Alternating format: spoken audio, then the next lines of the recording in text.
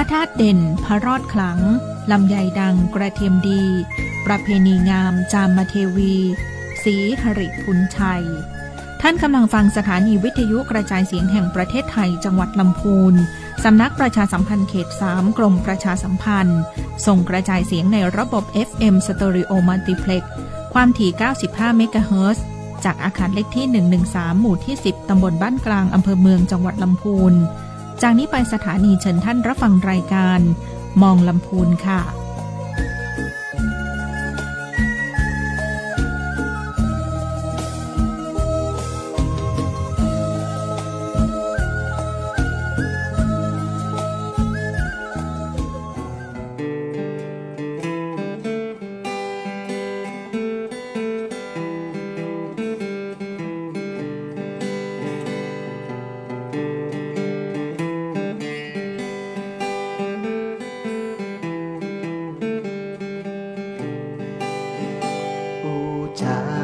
ภาษาพี่น้อ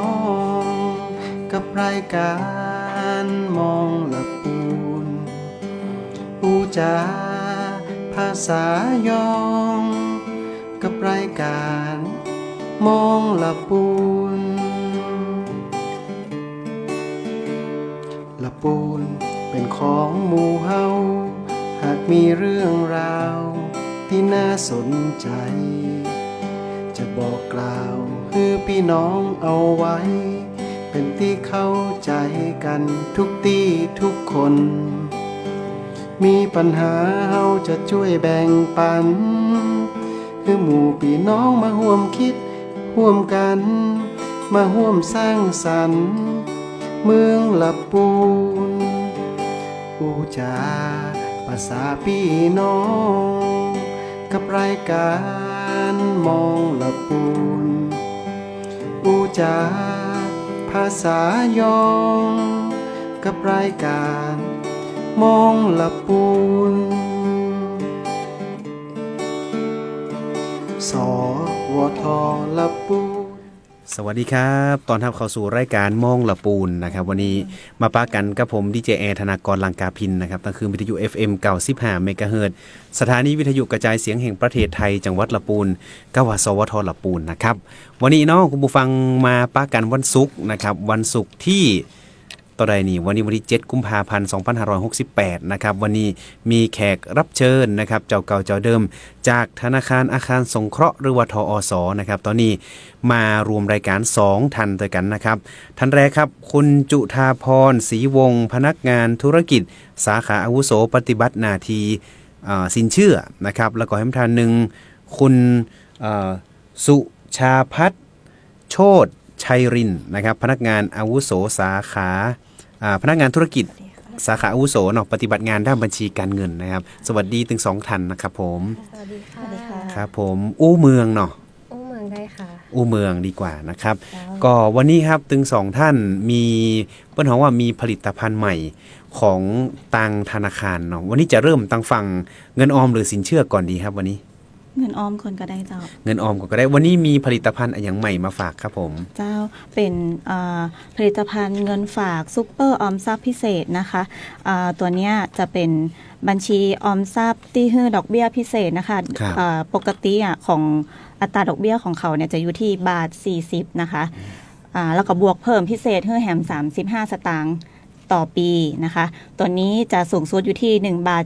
75% ต่อปีระยะเวลานาน12 เดือนนะคะตัวนี้เปิดบัญชีขั้นต่ำอยู่ที่ 10,000 บาทนะคะฝากแล้วก็ถอนได้ตลอดนะคะแต่ว่าจะถอนได้เดือนละ1 ครั้งเนาะครับค่ะตัวนี้จะบุคคลธรรมดาเนี่ยก็คือจะบาหักภาษีนะเจ้าดอกเบี้ยบาท75นี่คือได้เต็มๆเลยนะคะแล้วก็ตัวนี้เปิดบัญชีได้จนถึง30 ธันวาคม 2568นี้นะเจ้าหรือว่าจะเต็มกรอบวงเงินนะคะกรอบวงเงินอันนี้เปิ้ลมีกำหนดไว้ต่อใดครับผมตอนนี้เปิดยังเปิดได้อยู่เรื่อยๆค่ะยังแบบมีก็คือก่อนจะสิ้นสุดระยะเวลาดังกล่าวค่ะคือ30 ธันวาคมก็คือฝากไปได้เรื่อยๆจนกว่าจะเต็มวงเงินที่ทางธนาคารกำหนดไว้ใช่ ก็แสดงว่าตอนนี้เริ่มมีคนไปฝากแล้วหรือยังค่ะมีฝากเรื่อยๆค่ะก็คนที่มีเงินฝากซุปเปอร์ออมทรัพย์พิเศษเดิมอยู่แล้วค่ะสามารถปิดตัวเก่าตัวเดิมก่อนมาเปิดตัวใหม่เป็นตัวออมทรัพย์พิเศษเป็นอัตราดอกเบี้ยตัวนี้ได้เลยนะคะโยกมาได้เลยอะค่ะหรือว่ามีเงินครบกับโน้ตจากที่อื่นมาค่ะก็บอกฮู้จะเอาไปไว้ไหนก็มาฝากไว้ที่ทสได้ค่ะแล้วก็แหมตัวนึงนะเจ้าเป็นสลากออมทรัพย์ทอสชุดพิมานมาศพัฒนะคะปี2568นะเจ้าตัวนี้เป็นสลากออมทรัพย์หน่วยละ 50,000 บาทนะคะอายุสลาก2ปีนะคะแล้วก็ผลตอบแทนหน้าสลากนะคะจะเป็นอัตราดอกเบี้ยนะคะบาท25 สตางค์ต่อปีนะคะรุ่นรางวัลที่1นะคะรางวัลละ3 ล้านบาทนะคะจำนวน1รางวัลนะคะแล้วก็รางวัลที่2รางวัลละ 30,000 บาทจำนวน25รางวัลนะคะก็จะมีรางวัลเลขท้าย4ตัวรางวัลละ 10,000 บาทนะคะรางวัลเลขท้าย3ตัวรางวัลละ 2,000 บาทรางวัลเลขท้าย2ตัวรางวัลละ220 บาทนะคะแล้วก็รางวัลพิเศษตัวนี้ก็เป็นรางวัลเลขท้าย1ตัวนะคะตัวละ110 บาทนะคะแล้วก็ถ้าเปิดบัญชีของสลากเนี่ยกับทางธนาคารอาคารสงเคราะห์สาขาลำพูนเนี่ยก็จะมีของขวัญของสมนาคุณให้พิเศษต่างหากด้วยนะคะก็ขอฝากเงินฝาก2ตัวนี้ไว้ด้วยนะคะถ้าเกิดว่าใครสนใจก็คือติดต่อทสสาขาลำพูนได้เลยครับผมอันแรกตะกี้นี่ที่บอกว่าโอนจากซุปเปอร์ออมทรัพย์มาได้เลยนี่คือคล้ายๆกับอันเปิ้ลเฮาอยากฝากประจำไม่หรอฝากประจำเดิมอะค่ะเดิมที่เปิ้ลมีซุปเปอร์ออมทรัพย์อยู่แล้วตัวเก่าอะค่ะดอกเบี้ยมันจะน้อยกว่าตัวนี้ครับของเดิมของเขานะคะซุปเปอร์ออมทรัพย์เนี่ยนะใช่ค่ะถ้าเกิดอยากได้ดอกเบี้ยตัวใหม่ก็ต้องมาเปิดใหม่อะค่ะเปิดบัญชีใหม่อีกเล่มนึงเนี่ยค่ะแต่สามารถโอนจากซุปเปอร์ออมทรัพย์เนี่ยมาก็คือปิดเล่มเดิมแล้วก็มาเปิดใหม่ได้เลยในอัตราดอกเบี้ย 1.75 เนาะใช่ค่ะ12 เดือน12 เดือนโอเคก็คือฝากจนกว่าจะเต็มวงเงินที่ทางธนาคารเปิ้ลได้กำหนดไว้ส่วนพิมานมาศนี่อันนี้มีมาตั้งแต่ปี67แล้วกันเนาะใช่ค่ะแต่ตัวนี้เปิ้ลเปิดมาใหม่แหมครั้งหนึ่งก็คือเปิดปี2568เนี่ยเจ้าครับก็ฝากยาวๆเลยก็คือเปิ้ลฮ้องว่าหน่วยละ 50,000 หน่วยละ 50,000ฝาก2ปีถ้ามีตังค์เป็นล้านก็ไปฝากกับเปิ้ลได้เลยเจ้าดอกเบี้ยเนี่ยก็คือ 1.25 ใช่ค่ะ 1.25 2 ปีต่อปีต่อปีก็คือหน่วยละ 50,000 เนาะสำหรับใครที่อยากจะไปซื้อสลากเนาะได้ลุ้นโชคตัวเพราะรางวัลที่1ก็3 ล้านได้ลุ้นโชคตัวแล้วก็มีดอกเบี้ยตัวก็คือเหมือนเอาสตังค์ไปฝากนั่นแหละนะครับก็ดีกว่าซื้อลอตเตอรี่เนาะซื้อลอตเตอรี่ก็หายไปเลยเงินต้นก็บ่หายตัวนะเจ้าก็ลุ้นได้24 งวดอะค่ะออกรางวัลทุกวันที่16นะคะ2 ปีโดยประมาณเนาะอันนี้ก็เป็นฝั่งของตังเงินออมเนาะเงินออมอันนี้ครบแล้วเนาะผลิตภัณฑ์ไม่ก่อมาฝั่งสินเชื่อพ่องเห็นว่าวันนี้มีสินเชื่อที่น่าสนใจจะมานำเสนอไม่ก่อค่ะครับผมดอกเบี้ยที่จะมานำเสนอวันนี้นะคะจะเป็นดอกเบี้ยของสำหรับข้าราชการนะคะสำหรับข้าราชการที่ยังทำงานอยู่แล้วก็เป็นสมาชิกกบข.ตัวนะเจ้าจะเป็นดอกเบี้ย 0% ค่ะปีแรกเนาะครับปีที่2 3.25 แล้วก็ปีที่3 4.55% นะคะดอกเบี้ยเฉลี่ย3ปีอะค่ะอยู่แค่ 2.60% เองค่ะอันนี้คือกู้65เท่าของเงินเดือนค่ะของผู้กู้เลยนะคะ 6.5 เท่าสามารถกู้ได้ทั้งซื้อบ้านก็ได้ค่ะมือ1มือ2ได้หมดเลยแล้วก็จะแปลงบ้านก็ได้เจ้าซื้อที่ดินพร้อมแปลงบ้านก็ได้หรือถ้ามีบ้านค่อยต่อเติมก็ทำได้นะคะเจ้าโอ้อันนี้ถือว่าน่าสนใจขนาดเลย 6.5 เท่าสมมติว่าเงินโอ้ก็เยอะเหมือนกันนะอันนี้เปิ้ลมีกรอบวงเงินที่กำหนดไว้ก่อนถ้าเต็มวงเงินมีกำหนดไว้อยู่ค่ะ1,000 ล้านเนาะแล้วก็จนกว่าวงเงินจะหมดอย่าค่ะถ้าสนใจก็เข้าไปติดต่อได้ที่ธนาคารได้เลยชั้น2เนาะค่ะครับหรือโทรไปสอบถามก่อนก็ได้ค่ะเข้าไปปรึกษาอู้กันก่อนก็ได้เจ้าครับผมอันนี้ก็เป็นเฉพาะของข้าราชการใช่ค่ะทุกหน่วยงานเลยก็ทุกที่เป็นกบข.ค่ะที่เป็นสมาชิกกบข.ที่เป็นกบข.แสดงว่ารัฐวิสาหกิจที่เปิ้ลบ่าได้มีกบข.ก็บ่ได้ ก็จะเป็น แคมเป ข ญ อง นี้จะบ่ได้แต่มีแคมเปญอื่นแนะนำอยู่เจ้า อ๋อแต่อันนี้เป็นของข้าราชการพลเรือนที่เป็นข้าราชการกพเนี่ยเนาะที่มีฝากกบขไว้ แม่นค่ะ อันนี้ก็ถือว่าเป็นอันนี้ก็น่าสนใจเหมือนกัน เพราะว่าวงเงินกู้ก็ถือว่าเยอะแล้วหลังจากปีที่ 4 ไปแล้วครับ ตรงนี้ดอกเบี้ยเป็นจะได้พ้อง ปีที่5เนาะจะได้เป็นดอกเบี้ย MR -2 ค่ะ เราลดขึ้น2 บาทจากดอกเบี้ย100ตัวเจ้า แล้วหลังจากปีที่ 6 ไปนี่ก็จะเป็นต่อใดครับดอกเบี้ยตรงนี้ เป็น MR -1.25% เจ้า แล้วหลังจากปีที่ 6 นี่เรามีโปรโมชั่นแบบสามารถไปขอลดหย่อนอย่างนี้ได้มีก่อ ขอลดหย่อนดอกเบี้ยได้ค่ะ ก็อาจจะต้องดูประวัติการผ่อนเองนิดหน่อยเจ้า ครับผมอันนี้ก็ต้องดูแล้วก็พิจารณากันไปเนาะ ค่ะ อันนี้ถ้าสมมุติว่าข้าราชการบรรจุใหม่เราก็มีโอกาสที่จะกู้และสามารถอนุมัติมาได้อีกก่อ ได้เลยค่ะ ก็คืออันเนี้ยเพื่อข้าราชการโดยเฉพาะเลย อันนี้ใครที่อยากจะสารฝันอยากจะซื้อบ้านให้ตัวเก่านี่เราก็สามารถไปปรึกษาเพื่อนก่อนก็ได้ปรึกษาเพื่อนก็ได้ส่วนใหญ่นี่ถ้าเพื่อนซื้อบ้านจัดสรรมันก็จะง่ายเนาะก็สามารถไปดูในเรื่องของการเพื่อนเขาอย่างก็คือธนาคารไปดูบ้านดูอย่างแล้วก็ประเมินมาแล้วก็อนุมัติง่าย ถ้าสมมติว่าทำบ้านด้วยตนเองนี่จะยากกว่าไอ้ส่วนเนี้ย ทำบ้านด้วยตัวเองก็บ่ยากนะคะ แต่ ครับ ลูกค้าอาจจะต้องหาแบบบ้านที่ใครได้เนาะ หาแบบบ้านหาผู้รับเหมาอย่างเงี้ยค่ะ ไปขอใบอนุญาตที่เทศบาลนะคะพอเอกสารครบก็มาติดต่อที่ธนาคารได้เหมือนกันนะคะเหมือนซื้อบ้านเลยก็ได้บ้านแบบที่เราใครได้ใครแปลงอย่างเงี้ยค่ะที่ถูกใจเราตัวค่ะ อันนี้ก็แล้วแต่เนาะสมมุติว่าใครอยากจะสะดวกเนาะจากประสบการณ์การซื้อบ้าน ถ้าจัดสรรก็จะง่ายหน่อยเพราะมันมีทุกอย่างเตรียมพร้อมไปแล้ว มีคนจัดการมีคนช่วยจัดการ แม่น เตรียมเอกสารให้ แต่ถ้าว่าซื้อเพื่อนเขาว่าอย่างทำเองเนาะมีที่เป็นของตัวเก่าอันนี้ก็จะต้องมีแบบมีอย่างไรอย่าง แม่นเจ้า แต่ก็ไปปรึกษาที่ธนาคารได้แหละนะครับเพิ่นก็รับปรึกษาอยู่ นอกจากนี้ครับมีรายละเอียดเพิ่มเติมเกี่ยวกับของโครงการนี้ก่อน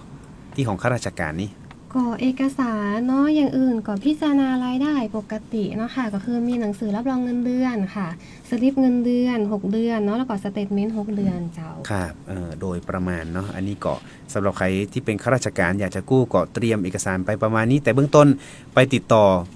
ก่อนได้นะครับที่ธนาคารอาคารสงเคราะห์อย่างของจังหวัดลำพูนเนี่ยอยู่ที่เยื้องๆกับโรงเรียนส่วนบุญโยปถัมภ์ไปติดต่อได้ แล้วก็สินเชื่อแบบอื่นล่ะครับยังวันนี้ยังมีมานำเสนอครับวันนี้ แถมตัวเตรียมมาเป็นสินเชื่อบ้านลูกค้าสวัสดิการเนาะ ครับ อันนี้จะเป็นดอกเบี้ยสำหรับผู้กู้ที่เป็นลูกค้าสวัสดิการที่หน่วยงานบริษัทนะคะทำข้อตกลง โครงการสวัสดิการเงินกู้ที่อยู่อาศัยประเภทไม่มีเงินฝากค่ะ คือหน่วยงานมี MOU กับอาคารสงเคราะห์เจ้าตัวนี้ซื้อบ้านก็ได้แปลงบ้านก็ได้ค่ะต่อเติมบ้านก็ได้ หรือถ้ามันมีตี้ให้ซื้อตี้พร้อมแปลงบ้านก็ทำได้เจ้าอัตราดอกเบี้ยเนาะตัวนี้ปีแรกจะอยู่ที่2 บาท 30เปอร์เซ็นต์นะคะ ปีที่ 2 2.90 ปีที่ 3 3.50 ค่ะ เฉลี่ย3 ปีดอกเบี้ยอยู่ที่ 2.90 เจ้า ครับผมแล้วหลังจากปีถัดๆไปแล้วครับเป็นยังไงพ้อง ปี อันนี้ 4 ปี 5 เนาะเราทำลดดอกเบี้ยให้นะคะ จากดอกเบี้ย100ตัวเราลดถึง2 บาทเลยเจ้าแล้วก็หลังจากนั้นก็ลดให้มาขอลดดอกเบี้ยได้เรื่อยๆนะคะ2 ปีเตือนหนึ่งเนาะเจ้า 2 ปี1 ครั้งอย่างของผมเนี่ยกู้ของปี67เนาะ เจ้า ดอกเบี้ยอันนี้มันก็คือน่าจะเป็นโครงการสวัสดิการอันนี้ที่เป็นทำ MOU กับกรมอย่างต่างๆนี่มันก็ แม่นค่ะทั้งหน่วยงานรัฐเอกชนที่ทำ MOU ใจได้หมดเลย ก็คือหลังจากปีที่5เป็นต้นไปเนาะก็สามารถขอลดดอกเบี้ยได้ แม่นเจ้า โอเค อันนี้ก็ถือว่าเป็นการกู้อันนี้ของข้าราชการเลยเนาะตึง2 อย่างเนี่ยสิทธิสวัสดิการ อันนี้ข้าราชการก็ได้รัฐวิสาหกิจหน่วยงานเอกชนได้หมดเลยค่ะ แต่กบขเนี่ยจะเป็นอันก่อนหน้า แม่นอันนั้นสำหรับสมาชิกกบขตีใจสิทธิ์ใดเจ้า ครับผมอย่าง2อันเนี้ยนะครับผลิตภัณฑ์2 ตัวเนี่ยอันไหนวงเงินกู้ต่อ1 คนเยอะกว่ากัน มันต้องดูรายได้นะคะ อ๋อต้องดูจากรายได้ ดูรายได้ เนาะ ดูราคาบ้านที่ลูกค้าอยากได้ตัวเจ้า โอ้โดยประมาณนะครับอันนี้ถ้าเกิดว่าเทียบในเรื่องของดอกเบี้ยนี่เทียบจากปีก่อนกับปีนี้นี่ปีก่อนนี่ถือว่าน้อยหรือว่าเยอะครับนี่ ปีนี้รู้สึกจะถูกกว่านะคะ กา ค่ะปีนี้ลงถูกกว่า ถูกกว่าเนาะแสดงว่าผมกู้ปีที่แล้วนี่คือ ปีแล้วก็ดีอยู่ปีแล้วก็ ปีแล้วก็ดีอยู่เนาะ ก็ดีอยู่เจ้า ปีแล้วก็ดีอยู่แต่ปีนี้เพิ่นบอกว่าดีเหลือเดิมนะครับ เพราะฉะนั้นแล้วใครที่อยากมีบ้านเนาะก็คือสินเชื่อทั้ง2 อย่างเนี่ย ใครที่เป็นข้าราชการเนาะหรือว่า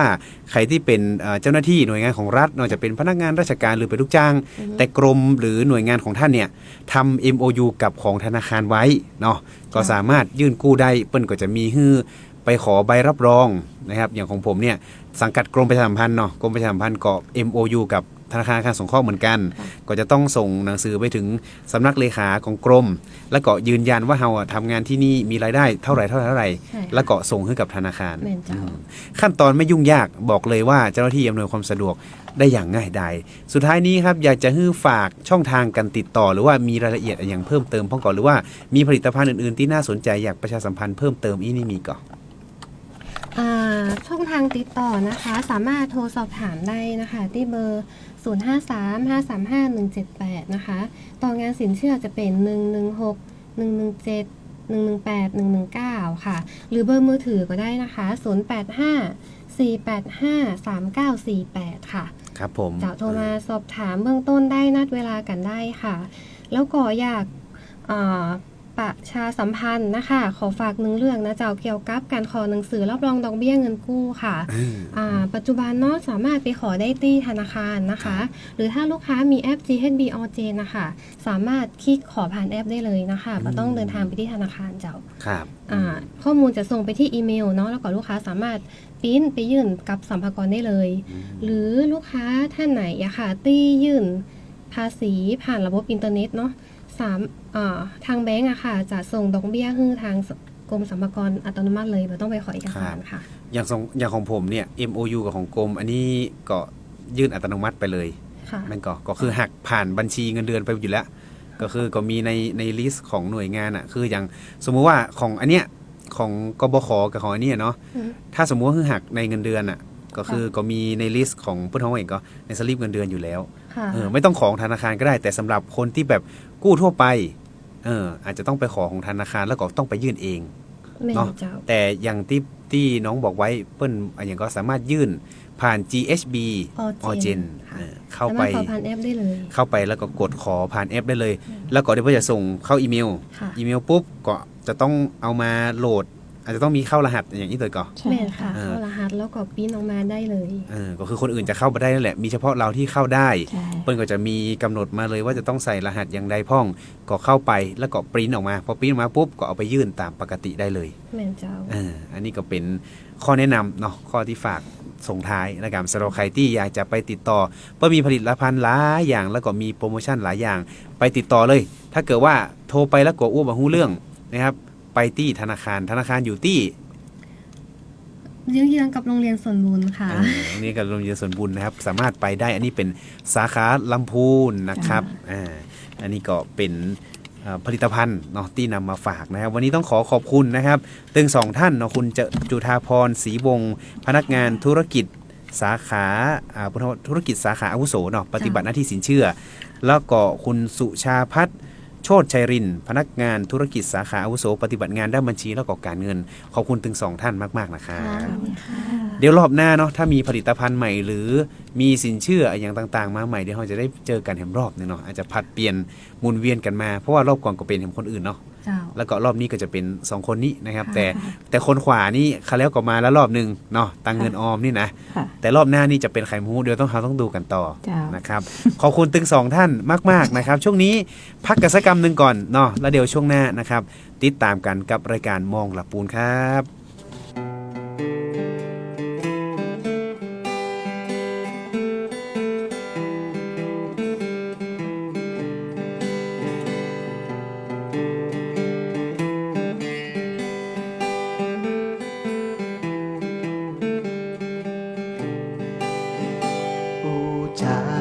ภาษาพี่น้องกับรายการมองหลับปูนอูจาภาษายองกับรายการมองหลับปูนหลับปูนเป็นของหมู่เฮาหากมีเรื่องราวที่น่าสนใจจะบอกกล่าวคือพี่น้องเอาไว้เป็นที่เข้าใจกันทุกที่ทุกคน มีปัญหาเฮาจะช่วยแบ่งปันคือหมู่พี่น้องมาร่วมคิดร่วมกันมาร่วมสร้างสรรค์เมืองละปูนอูจาภาษาพี่น้องกับรายการมองละปูนอูจาภาษายองกับรายการมองละปูนสวทละปูนพี่น้องทุกคนต่างก็เข้าหาได้มีเรื่องราวที่เดือดร้อนใจเจนเอิ้นมาได้เฮาจะช่วยอูจาข้องใจเรื่องต่างๆนานาหมู่เฮาจะขออาสาช่วยแก้ปัญหาพี่น้องคนละปูนอูจาภาษาพี่น้องกับรายการมองละปูนอูจาภาษายองกับรายการมองละปูน